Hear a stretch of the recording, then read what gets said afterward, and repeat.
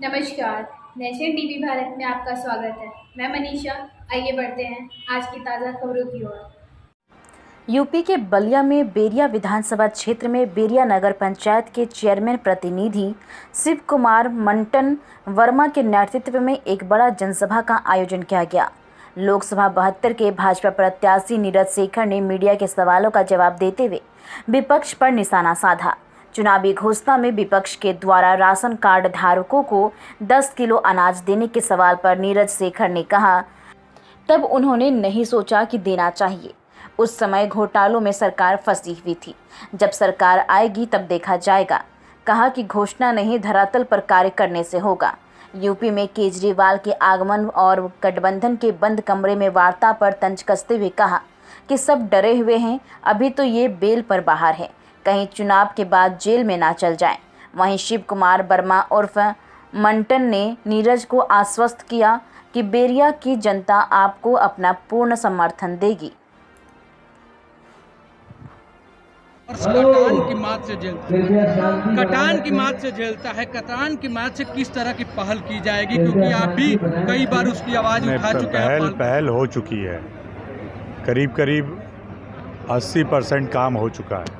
कुछ जगह बचा है, वो हम लोग की प्राथमिकता पर हम लोग चुनाव के बाद इसमें प्राथमिकता पे काम करके जहाँ छूट गया है उस काम को पूरा करके कटान हम लोग को रोकना है किसी भी हालत पे, क्योंकि सबसे पीड़ादायक काम होता है कोई अपना घर खोल दे, कोई अपनी ज़मीन खो दे जिस पे खेती करता है, उससे दुखद काम कोई और नहीं सकता।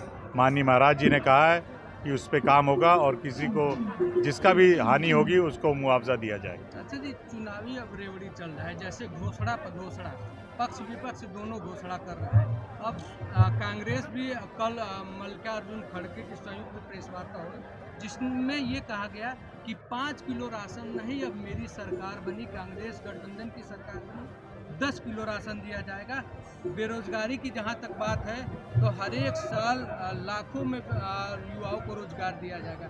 क्या कहेंगे चुनाव के समय घोषणा? नहीं, पहली बात ये ऐलान करना कि 10 किलो देंगे। आप 55 साल तक इस देश पे आपकी सरकार रही, तब आपने नहीं सोचा इसके बारे में कि लोगों को देना चाहिए। उस समय तो घोटालों में सरकार फंसी हुई थी। आपकी सरकार 55 साल तक थी, आपको देना चाहिए था।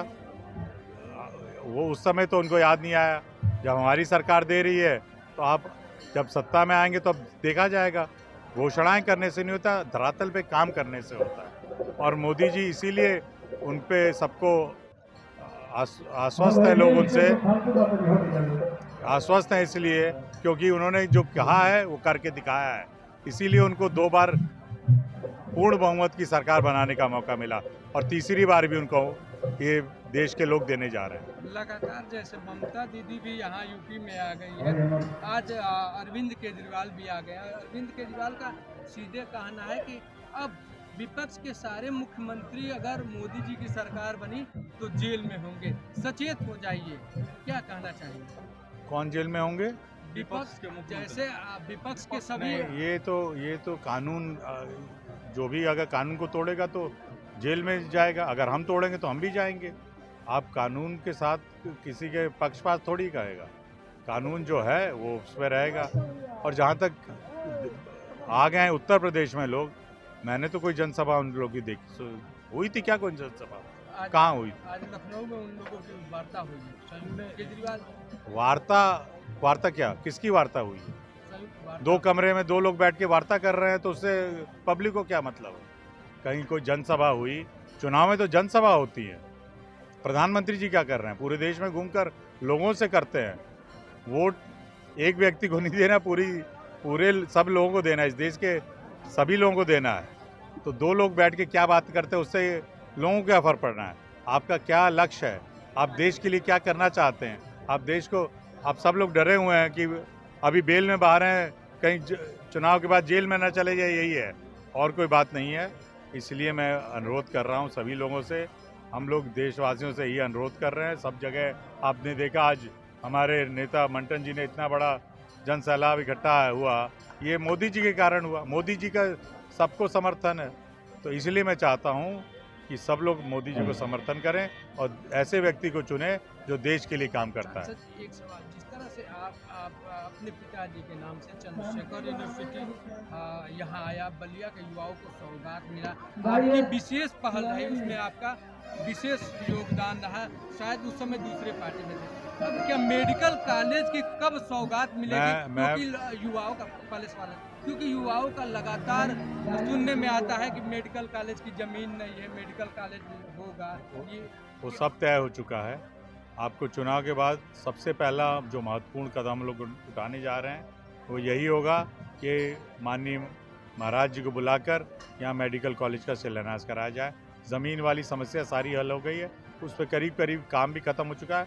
जल्द से जल्द चुनाव के बाद आप देखेंगे उसके अंतिम अपील बलियाटिक भाषा में। अपील यही है, अभी कोई बलियाटिक से अपील अपील हमेशा हम करते हैं, अपील कर चुका है सबसे, आज से नहीं मांग रहा हूँ। अपील मैं 2007 से आए, पिताजी के जाने के बाद जब राजनीति में आए तब से अपील यही कर रहा हूँ कि आपका बेटा हूँ, आपका भाई हूँ, आप लोग अपना आशीर्वाद, अपना सहयोग नीरज शेखर को कमल पर बटन दबाकर दें, यही अपील है। क्योंकि भारतीय जनता पार्टी और आदरणीय मोदी जी के नेतृत्व में ये देश विकास करेगा, सुरक्षित है और पूरे विश्व में इसका सम्मान हो रहा है। जैसे चंद्रशेखर जी कई नेताओं पर भारी, बलियाटिक भाषा में कई नेताओं पर भारी पड़ते हैं, प्रधानमंत्री के तक जाए, उस तरह माना जाए कि नीरज शेखर भी कई नेताओं पर भारी पड़ेंगे, विपक्ष के नेताओं पर। नीरज शेखर भारी हैं, पड़ेंगे नहीं। नीरज शेखर जो बलिया में देखते हैं वही नीरज शेखर नहीं है, जो सदन में नीरज शेखर है। आप सांसदों से आके पूछिए कि नीरज शेखर क्या है। अभी सनातन पांडे जी कह रहे हैं कि मैं चंद्रशेखर जी का असली बेटा हूँ, क्या कहेंगे?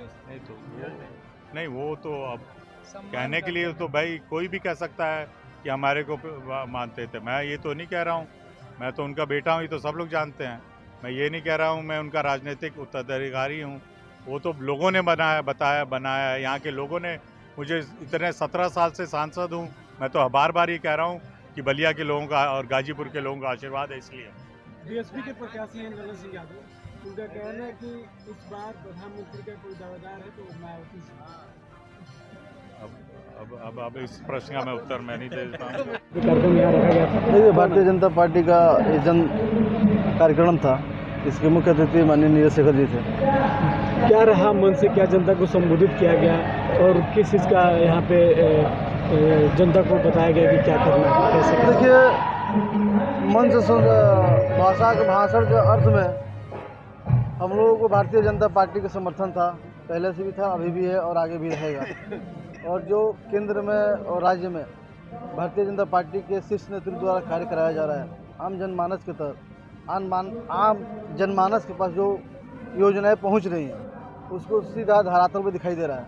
उसी योजनाओं के विषय में विस्तृत चर्चा हुआ एवं अपील किया गया भारतीय जनता पार्टी को वोट दिया जाए। सपा के लोग कह रहे हैं कि 10-10 दिनों जीता था, 10 साइकिल जीता था। एक कहावत है, आदमी अपना से कुछ बना ले वो अलग बात बा। अगलो बार कहते रहे साइकिल जीता था, मर जीतल कमल, अब क्यों कहते साइकिल जीता फिर जीती कमल। तो आप यहाँ के एक युवा नेता भी माने जाते हैं, काफ़ी आपके पास जनाधार भी लोग बताते हैं। क्या आप लोग रणनीति बना है, किस तरीके से जनता के बीच आप लोग जा रहे हैं अपने प्रत्याशी को? देखिए, हम लोग जनता के बीच में माननीय प्रधानमंत्री जी द्वारा, माननीय मुख्यमंत्री जी द्वारा जो भी योजनाएं संचालित है उस योजनाओं पर हम लोग पहले भी काम कर चुके हैं। काफ़ी लोगों को हम लोग लाभ दिलवा चुके हैं। हम लोग जैसे नगर पंचायत में ही 3980 आवास का लाभ हम लोग प्रधानमंत्री के माध्यम से उनकी योजनाओं को लाभार्थियों को दिया गया है। अभी हमारे यहाँ रेहड़ी पटरी लोगों के लिए लोन की सुविधा कराया गया था।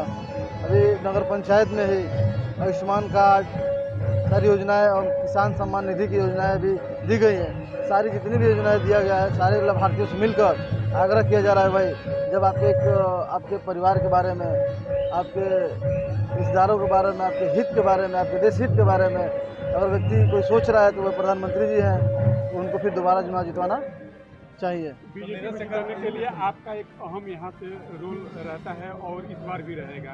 क्या तीसरी बार भाजपा की सरकार बनने के बाद और यहाँ से चुनाव जीते हैं तो अपने नगर पंचायत के लिए आप क्या मांग करना चाहेंगे जिससे आम जनता को काफ़ी राहत हो?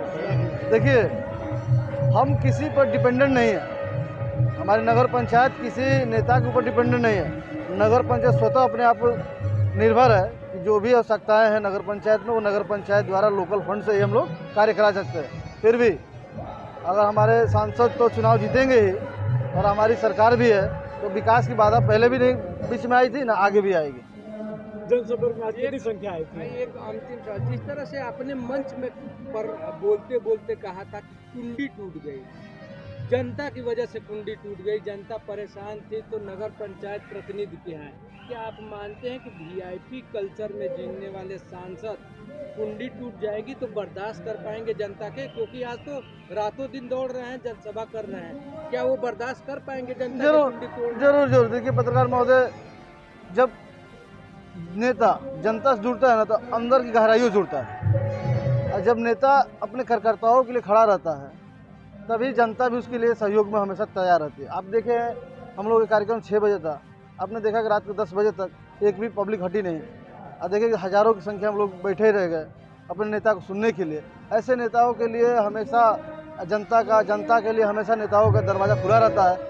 खैर, हमारा थोड़ा सिक्योरिटी, वीआईपी कल्चर में जीने वाले, एसी में जीने वाले नेताओं की बात कर रहे हैं कि क्या वो कुंडी तोड़ना बर्दाश्त कर पाएंगे जनता के? जरूर। देखिए, वीआईपी कल्चर तो नहीं समझ पा रहे हैं, एसी तो हमारे भी रूम में लगा है, फिर भी कुंडी टूट गया तो गुस्सा थोड़ी हो गए।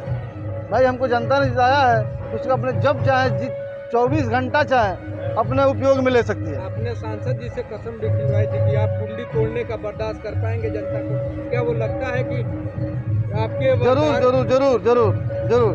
ये जनता का विश्वास है कि कुंडी भी तोड़कर, अगर माननीय सांसद जी सहयोग चाहिए तो माननीय सांसद जी नाराजगी व्यक्त नहीं करेंगे, और कुंडी तोड़ने के भी धन्यवाद देंगे कि हम गहरे नींद में भी थे, फिर भी आप लोगों ने जगाया और आपका हम काम करेंगे। 4 जून को क्या रिजल्ट रहेगा? 4 जून में 400 पार, अब की बार 400 पार। मंटन जी, ये वही विधानसभा क्षेत्र है, आपने मन से कहा कि 80,000 वोट जो है वो नीरज शेखर को मिलना चाहिए। ये वही विधानसभा क्षेत्र है। नहीं, हमने ये नहीं बोला। जो है वो सपा के खाते में गई, तो क्या लगता है कि वो लोग नीरज शेखर को वोट करेंगे? देखिए, 2019 में भी भारतीय जनता पार्टी के यहाँ प्रत्याशी थे माननीय वीरेंद्र सिंह मस्जिद, तो बैरिया विधानसभा 25,000 का लीड दिया था। 2017 में भी भारतीय जनता पार्टी की सरकार में हमारे यहाँ विधायक बने थे। 2024 में भी भारतीय जनता पार्टी के बैरिया विधानसभा से 80,000 लीड देंगे। हम 80,000 वोट नहीं बोले, आपको शायद सुनने में गलतफहमी हो गया होगा। हम 80,000 की बढ़ोतरी देकर भेजेंगे यहाँ से।